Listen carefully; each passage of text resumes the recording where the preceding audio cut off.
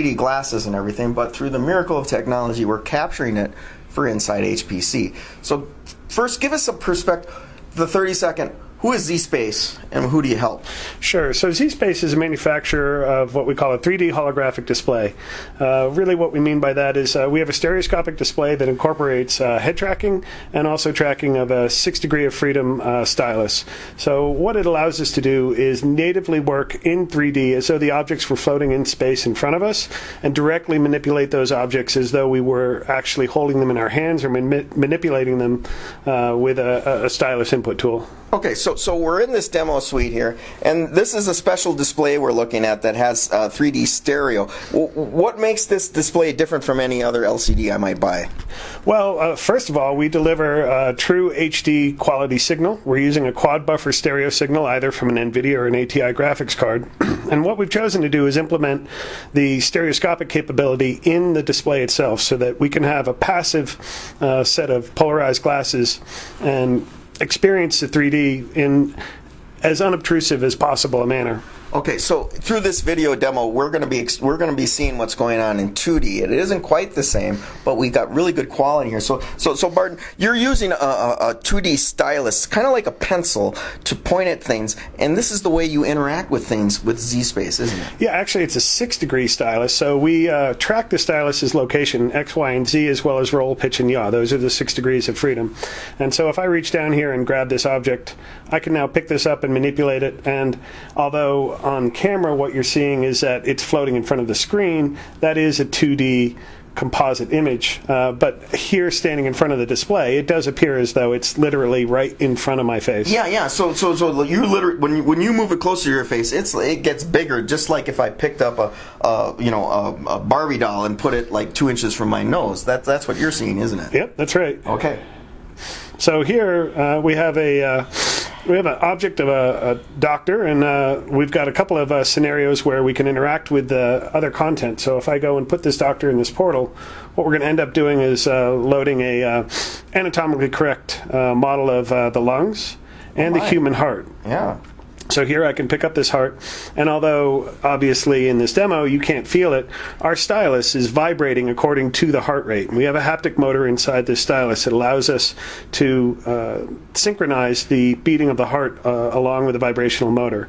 And then I can move this heart around, I can interact with it, but let's say I want to actually see inside of it. Here I can strip away these layers and begin looking at the inner operation of the heart. We can see the valves opening and closing, and we can see the whole object essentially right in front of us, as though we were working on a real human heart. Okay, so Barton, I have to stop you here because this haptic device you're using, after about 2 seconds, I kind of picked up how to do it. It was, to me, it was much easier to interact with this using this stylus than a mouse device just is made for 2D, isn't it? And this was just very intuitive. Exactly. That's the whole point of this, is that when people work with 3D, they're tired of looking at objects that don't appear right.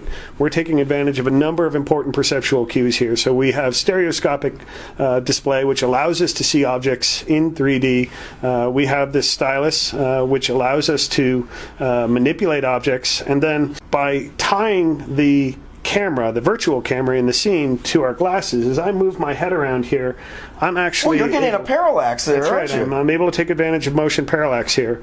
And this additively creates a sense of immersion that people have not really been able to explore in a 3D display. I'm not seeing that though on my display. When you moved your head, I didn't really see that change in perspective. Oh, right. Yeah. So what we would be seeing if we were wearing the glasses is just like if there was an object in front of me, like a foot away, and I turned my head to the right, I would see the right side of it, and the other side would be eclipsed.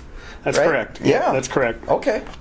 So we've given some compromises in our compositing software here, but the idea is to try and export, if you will, the sense of the 3D effect by using this software tool. So these are models. So what's the call to action? I mean, you guys are demonstrating what's possible with this. to really make this shine, I mean, real applications have to be developed, don't they? Correct. And what we're seeing here are really just prototypes. This is something that we developed so that we can get across the strengths of the platform, but we're working with commercial software providers in a variety of markets. Right now we're focusing primarily in the educational market, looking at universities as well as elementary schools to provide this as a teaching tool. We also see a huge application in simulation, teaching people how various assemblies and components work, and also some pretty strong application in the medical visualization market, where up until even today, doctors are very constrained by the tools that are available, and it's time to start giving them the ability to see their patient's data as though they were looking inside the body.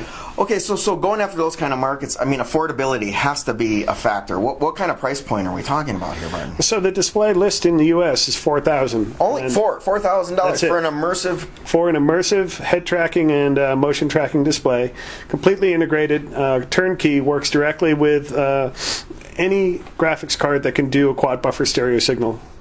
Does that price point include the stylus and everything you need? Because you're just hooked up to a laptop here. This isn't a supercomputer. That's right. No, it's not a supercomputer. It is a nice laptop. It's a Dell 6700M series, which is running the NVIDIA K5000 M series graphics.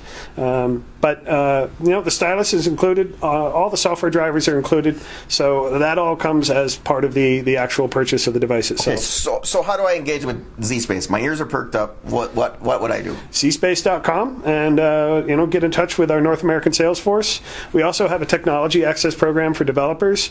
It's a subscription program, and for $1,500 a year, we will give you the complete display as well as early access to the beta drivers and the ability to give feedback into our development team about what's working and what you'd like to see in the future. And as long as you keep that subscription current, anytime we make a new piece of componentry, if we make a new display or a new stylus, as well as new software, we just ship that to you.